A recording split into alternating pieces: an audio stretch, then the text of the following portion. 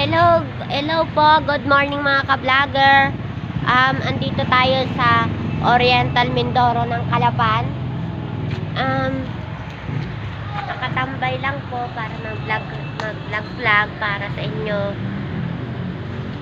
Ito po, makikita nyo po ang lahat ng Oriental Mindoro.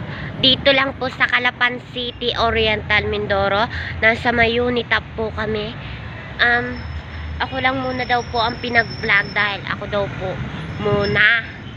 Sabi daw po, ay business na lang daw ang gawin ko kasi pangit daw na pag hindi daw business, hindi daw makakita ng pera. Kaya testing ko mag-ukay-ukay mga simula sa linggo.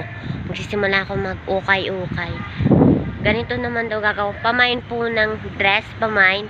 Ganon-ganon lang. Hindi ko nga lang alam po kung may order. Gusto ko lang po sa makapunta ng tanong nyo ngayon po. Di ko po alam kung kapag tapos ako ng pag-aaral. Pero kahit ako mahirap, magtatapos pa rin ako ng pag-aaral.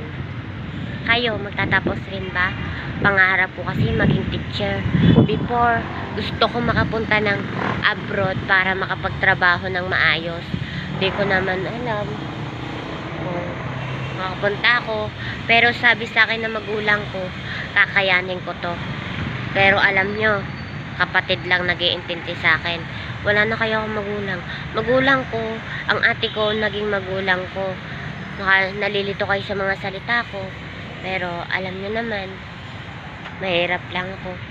Pero ako lang ang pinag-vlog ni Kuya Jerry.